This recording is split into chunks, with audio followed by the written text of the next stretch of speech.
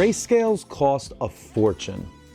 My kids got into quarter midget racing, and as expensive as that already is, paying over $1,000 for scales to weigh the car and balance it, I just couldn't pull. So I ended up building my own. But exactly how much could I save? Let's find out as we do some RedTechery. So racing these cars, setup really matters. Our corner weights matter, our cross weights matter, and most importantly, our total weight matters. In the division they're in, their cars with them in it need to weigh at least 265 pounds. So I can't just write off weighing these cars. If they want to be in the winner's circle and not be disqualified, the weights matter, so where do we begin? So at a high level, this project's really actually pretty simple. I need 4 independent pads that can weigh each corner individually.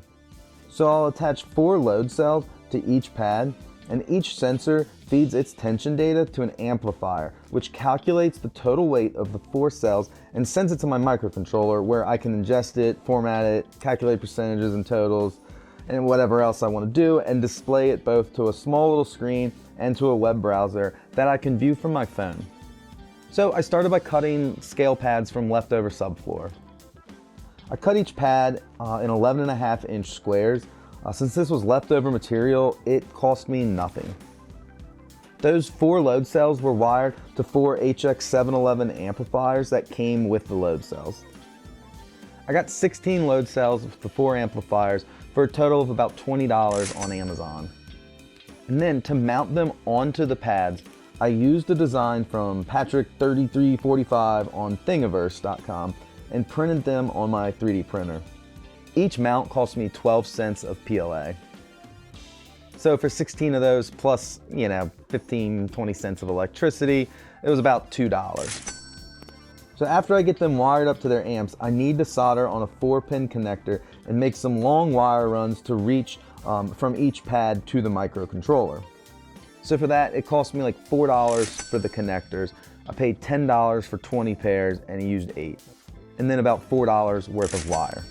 So now we have 4 pads with the amplifiers, and I'm going to wire it all to my microcontroller, and for that I'm going to use an ESP32C3 from Seed Studios. And that only runs me about $5 per microcontroller. And I'll power all that with a 3.7 volt battery, which ran me about $7. But really I can power that from like a USB power bank that you use for your phones or whatever, or just straight from the battery system in the trailer. So I'll throw in this little OLED SSD 1306 monitor, some solder and a perf board, and we're all in about $44 for these scales. But that's $44 in materials. Now we gotta do some work. And it all works with a little programming magic, which I'll dive into more in a separate video that will be coming next. So if you wanna see that, subscribe to the channel, like the video, and I'll dive into the code and how exactly I programmed it all in that video. But basically it's super simple.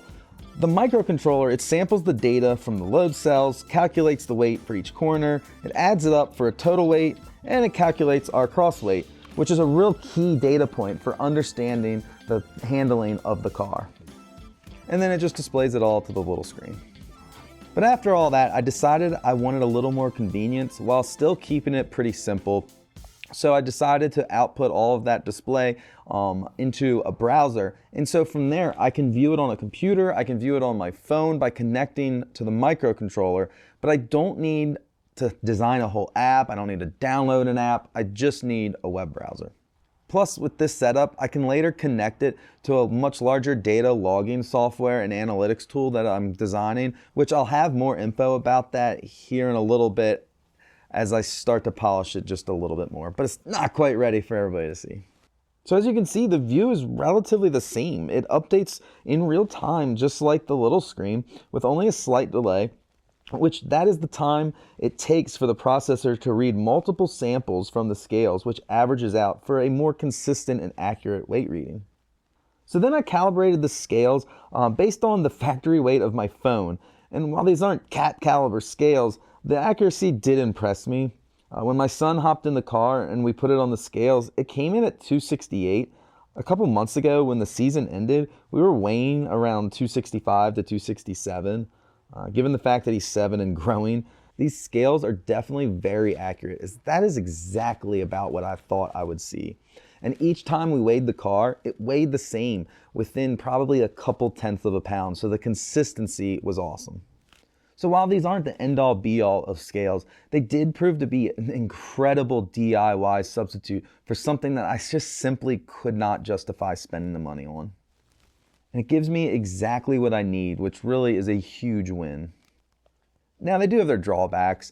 The wood pads won't last forever like aluminum, but it's DIY, so I can just unscrew those connectors for the load cells and put a new piece of wood on, no problem. And I expect this wood will last me years before I really have to do anything with it. And I also realized I skimped too much on the wire, and I got way too thin of wire, because I thought of it from an electrical standpoint. And yeah, I need really, really thin wire. There's not a lot of current going, but I do anticipate that these wires will break at some point because they're just so small. But that's a DIY thing, right? As I need to fix them, I'll upgrade them to bigger wires, and we'll build on this and improve it over time. I had also thought I could add more ESP32 microcontrollers, one for each pad, and I could make this whole thing wireless, giving a battery for each pad, and then it communicating over Bluetooth or Wi-Fi. And that would really just be 4 extra microcontrollers at $5 a pop. So that's like another $20. And that really competes with the $2,000 scales that are wireless. But at the end of the day, I honestly really couldn't be more happier with this build. This came out and exceeded my expectations. So if you want to take a stab at it yourself, I think I have everything linked to in the description, and some of them are affiliates. So if you want to use that, that's awesome. That'll help me do more cool projects and make more videos about them. And like I said, I'll follow this video up with a more in-depth dive into the code. So if you do want to try to replicate this, you'll be able to see exactly what I did in the code and hopefully get one working for yourself. Yeah, if you have any tips for this project you want to share, head to the comments, let me hear them. Tell me what I did wrong, tell me what I should have thought of next time, and give me all that feedback that you got. I hope you liked the video. Now I got to get going on to the next project, so I'll see you next time on RedTechery.